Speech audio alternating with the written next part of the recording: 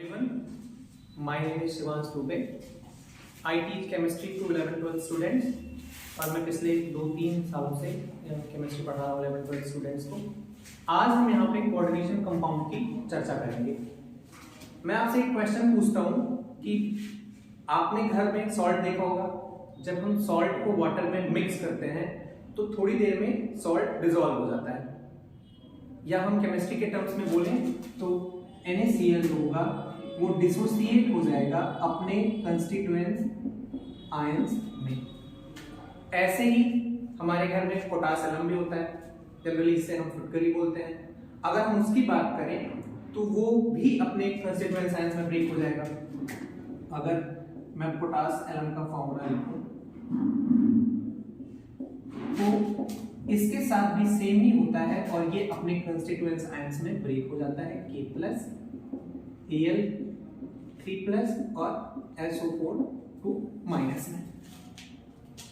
तो क्या हम ये बोल दें कि ऐसा हर केस में होगा? क्या ऐसा बोला जा सकता है? अगर मैं यहां पे लिखूं K4 FeCN6 तो क्या ये भी अपने कंस्टिट्यूएंट्स आयंस में ब्रेक हो जाएगा? क्या ऐसा होता है? तो इसका आंसर है नहीं। ये जो सॉल्ट है ये अपने कंस्टिट्यूएंट्स आयंस में ब्रेक नहीं होता है, बल्कि ये केवल और केवल दो पार्ट में ब्रेक होता है।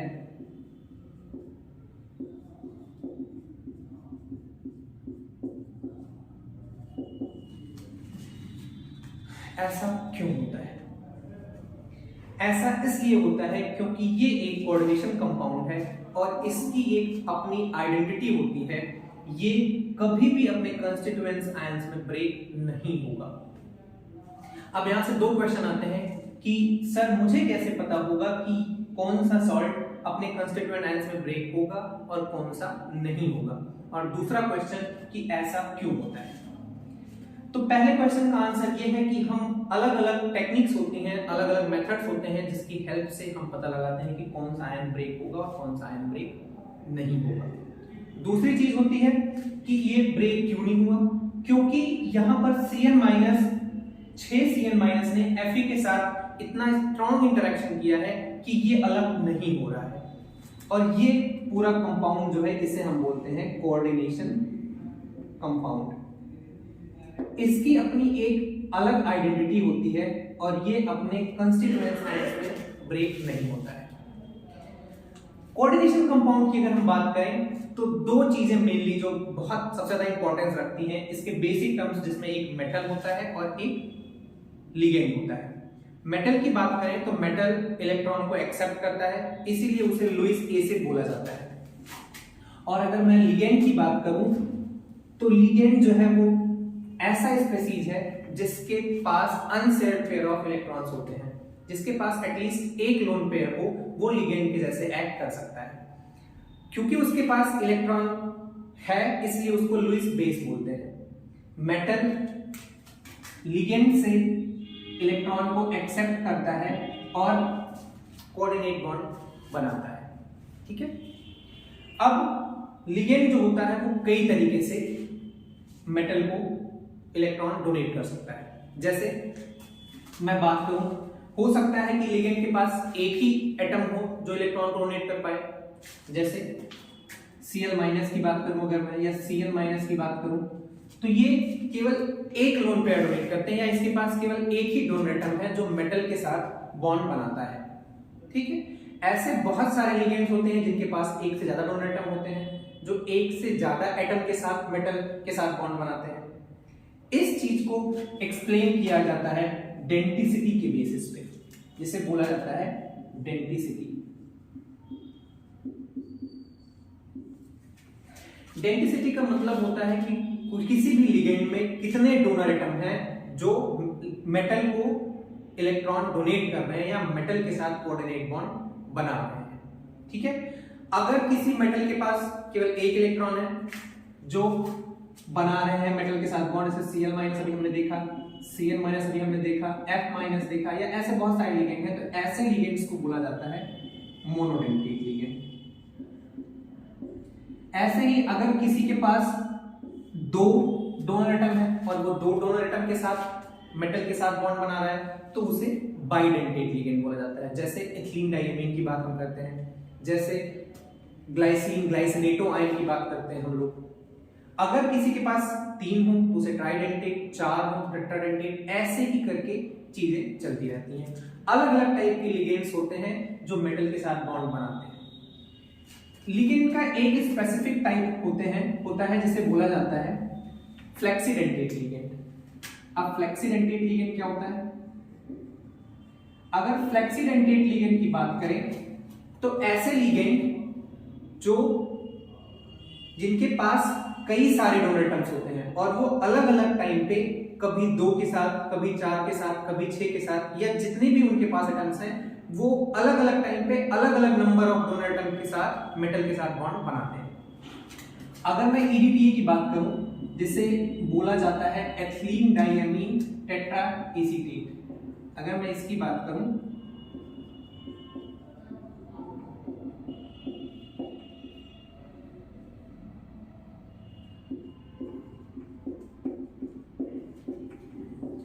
इसमें इसके पास 6 डोनर साइट्स होती हैं। अगर देखा जाए यहां पे इसके पास 6 डोनर साइट्स हैं, लेकिन ये कभी कभी 2 के साथ बॉन्ड बनाता है और कभी कभी 6 के साथ बॉन्ड बनाता है।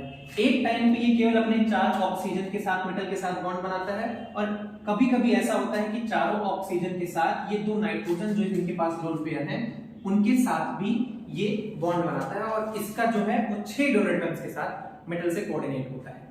ऐसे लिगेंड्स जो अलग अलग टाइम पे अलग अलग नंबर ऑफ एटम्स के साथ मेटल के साथ बॉन्ड बनाए उनको बोला जाता है फ्लेक्सीडेंटेट लिगेंड। एक और स्पेसिफिक टाइप का लिगेंड हम पढ़ेंगे जिसको बोलते हैं एम्बीडेंटेट लिगेंड।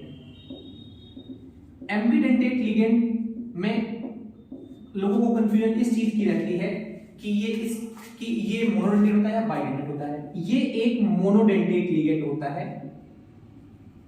ऐसे लिगेंड्स के पास एक से अधिक डोनर साइट्स होती हैं, जैसे इसके पास सल्फर के पास है और नाइट्रोजन के पास है, लेकिन ये एक टाइम पे केवल एक ही डोनर एटम के साथ मेटल के साथ कोऑर्डिनेट बॉन्ड बनाएगा। केवल एक टाइम पे एक ही एटम, चाहे वो नाइट्रोजन हो चाहे वो सल्फर हो, उसके साथ मेटल कोऑर्डिनेट बॉन्ड बनाएगा एक टाइम पे। ये एक मोनोडेंटेट लिगेंड होता है और एक टाइम पे एक ही के साथ बॉन्ड बनाएगा। ये होती है इसकी स्पेसिफिसिटी। ठीक, ऐसे अलग अलग टाइम पे अलग अलग और बहुत सारे टाइप के लिगेंड्स होते हैं जो मेटल के साथ कोऑर्डिनेट बॉन्ड बनाते हैं। इसी के साथ एक और नया टर्म आता है जिसे बोला जाता है कोऑर्डिनेशन नंबर। अगर कोऑर्डिनेशन नंबर की बात करें तो इसे हम ऐसे समझ सकते हैं कि कितने नंबर ऑफ एटम्स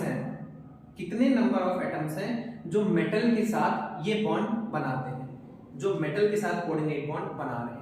जैसे अभी हमने FeCN6 की बात की थी। अगर इसको थोड़ा सा एक्सपैंड करके लिखा जाए, इसका जो सही से इसको अगर दिखाया जाए तो ऐसे होता है। ये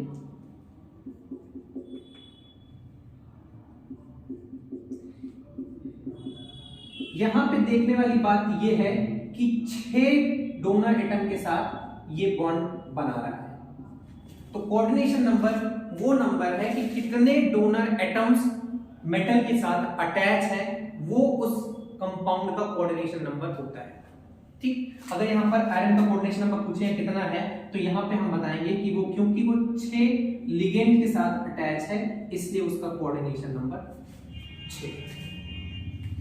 ये कुछ बेसिक्स टॉपिक्स थे जिनको जो कोऑर्डिनेशन कंपाउंड के मैंने आपको डिस्कस किए हैं। Thank you so much.